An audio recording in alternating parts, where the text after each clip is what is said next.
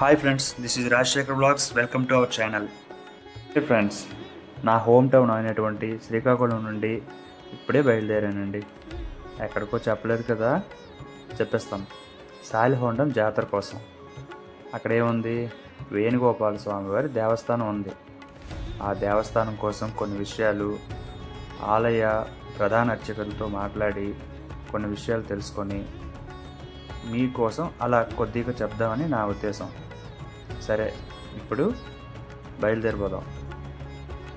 అన్నట్టు మర్చిపోయాను ఫ్రెండ్స్, పక్కనే బౌద్ధ క్షేత్రం కూడా ఉంది కదా, అలాగే దాన్ని కూడా ఎక్స్ప్లోర్ చేద్దాం. శ్రీకాకుళంలో మొదలుపెట్టి నేరుగా సాలిహొండం చేరిపోదాం. ఓకేనా? రోడ్లు అయితే భలే ఉన్నాయి ఫ్రెండ్స్, కానీ నెమ్మదిగా వెళ్ళండి. అతి వేగం ప్రమాదకరం అని తెలుసు కదా, సో నెమ్మదిగా వెళ్ళండి. జర్నీ అయితే మాత్రం చాలా ప్లెజెంట్గా ఉంటుంది, చాలా బాగుంటుంది. ఇది చూసారా, ఇది శ్రీ కూర్మనాథుని దేవస్థానం. దీనికోసం ఇంకో వీడియో చేద్దాం. ఇది కూడా చాలా మంచి దేవస్థానం, సరేనా? దాని గాలి ప్రకృతి కూడా చాలా బాగుంటుంది. మంచిగా జర్నీ చేయొచ్చు. కాసేపు ఆగి రిలాక్స్గా టీ తాగి కూడా జర్నీ చేయొచ్చు, సరేనా? అలాగే గవర్నమెంట్ వారి బస్ సదుపాయం కూడా ఉందండి. పచ్చని పొలాల మధ్య మన ప్రయాణం చాలా ఉల్లాసంగా ఉంటుంది తెలుసా. నేనైతే ఎక్స్పీరియన్స్ చేశాను, మీరు కూడా చేయండి.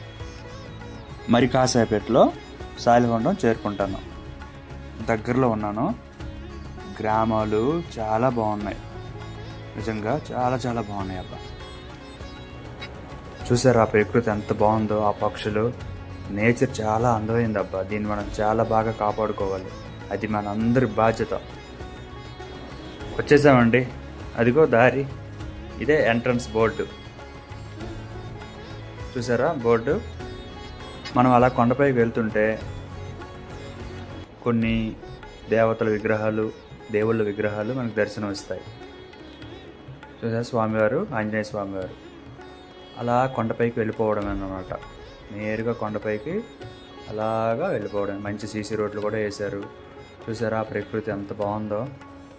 మనం చాలా హైట్లో ఉన్నాం ఇప్పుడు కొండపైన. ఇదిగోండి దుర్గాదేవి అమ్మవారు. అలాగే మార్గ మధ్యంలో కొన్ని మనకు కనిపిస్తూ ఉంటాయి అన్నమాట. ఆ ఎర్ర కొండలు భలే ఉంటుందండి జర్నీ మాత్రం. కొండపైకి వచ్చేసామండి. జై శ్రీమన్నారాయణ. ఇతనే వేణుగోపాల స్వామి వారు, దర్శించుకోండి. వారి కోసం ఆలయ ప్రధాన అర్చకుల వారి మాటల్లో విందాం. చెప్పండి సార్. సాలిహొండం పంచాయతీలో శ్వేతగిరిపై వెలిసిన శ్రీ శ్రీ శ్రీ కాళీమర్తన వేణుగోపాల స్వామివారు దివ్య ఆశీస్సులతో విరజాలుతున్న ఈ స్వామి 5వ శతాబ్దంలో ఈ స్వామివారికి వెలిశారు. శాలివాహన చక్రవర్తి తరక దైవశక్తి, రాజుగారి భార్య మంచి విష్ణుమూర్తి తరక ఉత్తరాలు. ఏదైనా దేవాలయం కొండపై వెలిసిందంటే రాజుల తరక శక్తి స్వరూపాలు. అలాగే ఈ స్వామివారి వచ్చి 5వ శతాబ్దంలో స్వామివారికి వెలిచారు. ఆనాటి నుంచి ఈనాటి వరకు కూడా వచ్చి స్వామివారి ప్రతి సంవత్సరం మాఘశుద్ధ ఏకాదశి పర్వదిన స్వామివారికి వెలిచారు కాబట్టి ఇక్కడ యాత్ర జరుగుతుంది. ఈ స్వామివారికి వెళ్ళడానికి కూడా కారణం ఏంటంటే శాలివాహన చక్రవర్తి గారి భార్య విష్ణుమూర్తాలకు భక్తురాలు కాబట్టి ఆవిడ కోరిక మేరకు స్వామివారికి వెలిశారు. అనేకమైన భక్తులు తన కోరికలు మంచి కొలుస్తూ ఇక్కడికి వస్తుంటారు. వాళ్ళ కోరికలు నెరవేరుస్తుంటారు స్వామి. వివాహం కాని వారికి, అనేకమైన కోరికలు పెళ్లి కాని వారికి, అలాగే ఇల్లు కట్టుకున్న వారికి అనేక విధాలుగా, మానవుడు ఆశాజీవి కాబట్టి అనేక విధాలుగా ఉంటారు కాబట్టి ఆ కోరిక తీస్తున్న పువ్వు బంగారం అనేటువంటి శ్రీమన్నారాయణమూర్తి. అలాగా ఈ చుట్టుపక్కల ఉన్న పరిసర ప్రాంతాలు కూడా సస్యశ్యామలంగా ఉంటాయి.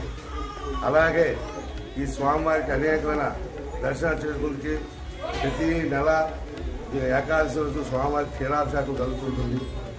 అలాగే ఈరోజు అంటే రేపు భీష్మ ఏకాదశి కాబట్టి స్వామివారికి యాత్ర జరుగుతుంది. ఈ స్వామివారికి వెలిసి పూర్వనాథుడిగా స్థిరపడ్డారు స్వామి. అందుకే సాలిహొండానికి నుంచి పూర్వనాథుడికి ఉన్న బంధం అన్నమాట. ఈ జాతర ఎన్ని రోజులు చేస్తారు గురుగారు?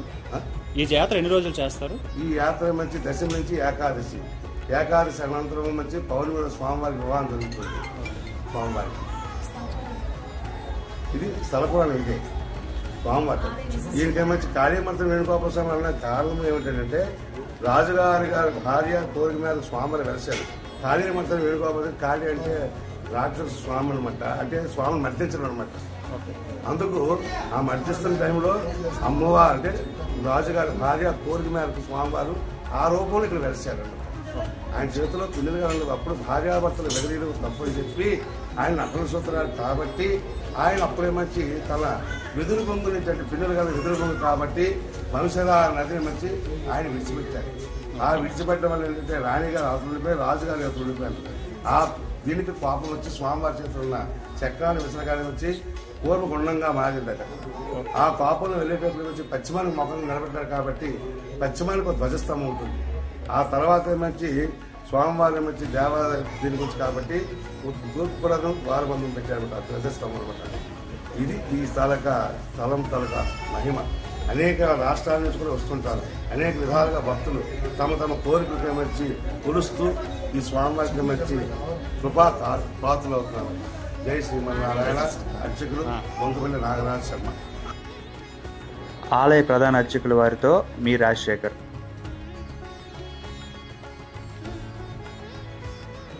ఇప్పుడు స్వామివారి కోసం కొన్ని నా మాటల్లో.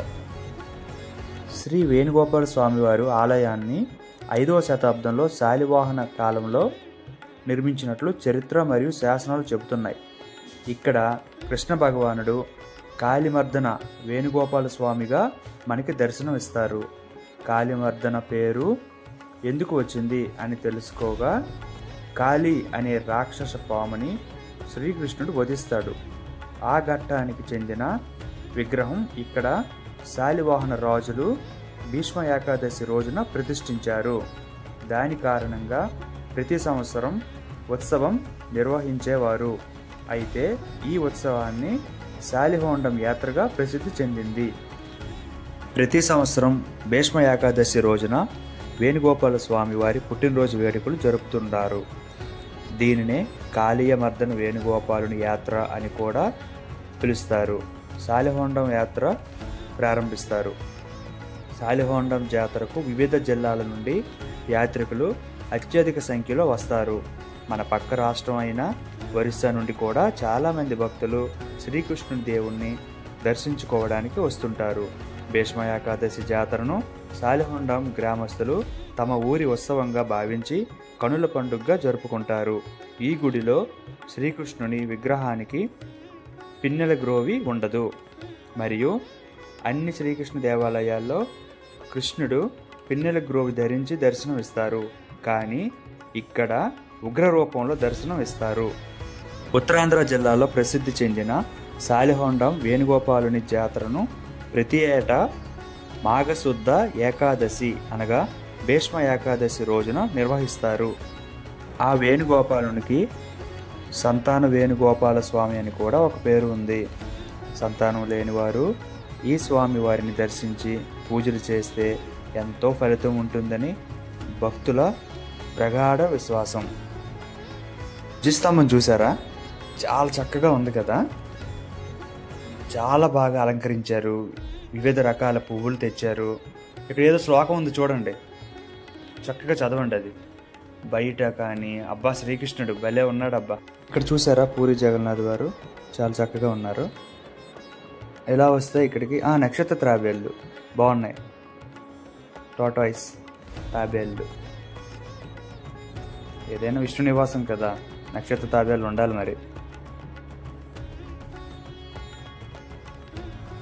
దేవాలయాన్ని మొత్తాన్ని ఆధునికీకరంగా చాలా చక్కగా తీర్చిదిద్దారు. అలాగే దేవస్థానానికి వివిధ రకాల పువ్వులు తెచ్చి చాలా చక్కగా సుందరంగా అలంకరించారు. భక్తులకైతే మాత్రం కనుల పండుగగా ఉంటుంది ఈ జాతర. అందరూ రండి, చక్కగా దర్శించుకోండి. జై శ్రీమన్నారాయణ. ఆలయ సిబ్బంది మంచి ఏర్పాట్లు చేశారు. భక్తులకు ఎటువంటి ఇబ్బందులు లేకుండా వాటర్ ఫెసిలిటీ కానీ, పవర్ ఫెసిలిటీ కానీ, కూర్చోవడానికి కానీ, భోజన వసతులు అన్నీ చాలా చక్కగా ఏర్పాట్లు చేస్తున్నారు. నేను స్వయంగా వెళ్ళి చూశాను. చాలా బాగున్నాయి, అన్ని ఏర్పాట్లు బాగున్నాయి. ఆలయ సిబ్బంది మాత్రం చాలా చక్కగా చేసి పెట్టారు. నాకు చాలా చక్కగా దర్శనం అయ్యింది. ఆలయ సిబ్బందికి మాత్రం చాలా చాలా చాలా థ్యాంక్స్ అండి. దగ్గరుండి దర్శన భాగ్యం బాగా కలిగించారు. అలాగే నా వీక్షకులు కూడా ఆలయాన్ని ఒక్కసారి సందర్శించండి. చాలా మంచి అనుభూతి మీకు కలుగుతుంది. ట్రస్ట్ మీ, నిజంగా చాలా బాగుంటుంది. మన దేవాలయాన్ని మనమే కాపాడుకోవాలి.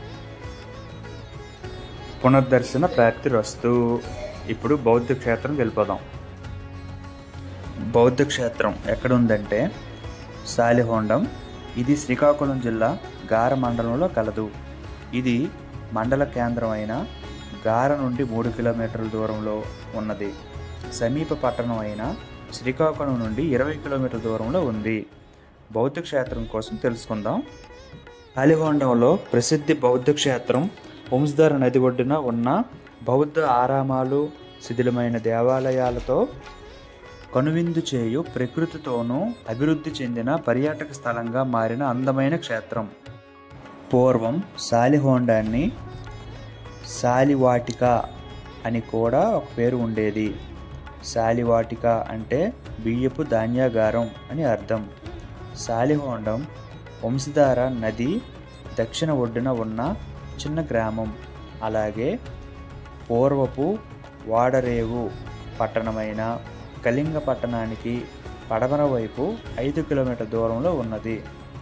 సాలిహొండంలో బౌద్ధ స్తూపాలు, ఆ కట్టడాలు చూసేవారికి చాలా ఆకర్షణీయంగా మరియు మన భారతీయ ఆస్తిగా గర్వపడతారు. ఇది గవర్నమెంట్ ఆఫ్ ఇండియా పురావస్తు శాఖ వారి ఆధీనంలో ఉన్నది. ఇక్కడ భద్రతా ఏర్పాట్లు కూడా చాలా మంచిగా ఉన్నాయి. సాలిహొండంలోని శిథిలాలు చాలా మట్టుకు చివరి బౌద్ధ కాలానికి చెందినవి. కొన్ని ఇటుక కట్టడాలు మాత్రం అంతకంటే పురాతనమైనవి అని పురావస్తు శాఖ వారు భావిస్తున్నారు. సాలిహొండం క్షేత్రాన్ని 1919లో తొలిసారిగా గిడుగు రామ్మూర్తి పంతులు గారు కనుగొన్నారు. తరువాత ఈ ప్రదేశంలో టిఎన్ రామచంద్రన్ మరియు ఆర్ సుబ్రహ్మణ్యన్ తదితరులు త్రవ్వకాలు జరిపి నివేదిక ప్రచురించారు. త్రవ్వకాలలో శల్యపేటికలు, 4 స్తూపాలు, ఒక చైత్యగృహం, అనేక శిల్పాలు బయటపడినవి. క్రీస్తుపూర్వం 2వ శతాబ్దం నుండి 12వ శతాబ్దం వరకు విస్తరించి ఉన్న ఈ శిల్పాలు థేరవాద, మహాయాన, హీనయాన మొదలైన 3 బౌద్ధాల యొక్క ప్రభావాలని ప్రతిబింబిస్తున్నాయి. భారతదేశ గర్వించదగ్గ విలువైన కట్టడాలను పిల్లలకు చూపించడం వల్ల ఎంతో ఉపయోగకరంగా ఉంటుంది. నా భారతదేశం గొప్పది అని పిల్లలు గర్వంగా చెప్పుకుంటారు. ఈ గ్రామంలో మంచినీటి సదుపాయం కోసం తెలుసుకుందాం. గ్రామంలో కొళాయిల ద్వారా రక్షిత మంచినీటి సరఫరా జరుగుతుంది. బావుల నీరు కూడా అందుబాటులో ఉంది. బోరు బావుల ద్వారా కూడా ఏడాది పొడవునా నీరు అందుతుంది. కాలువ, వాగు, నది ద్వారా గ్రామానికి త్రాగునీరు లభిస్తుంది. ఇక్కడ ప్రధాన పంటలు వరి, చెరుకు మరియు పప్పు ధాన్యాలు ఇక్కడ ప్రధాన పంటలు.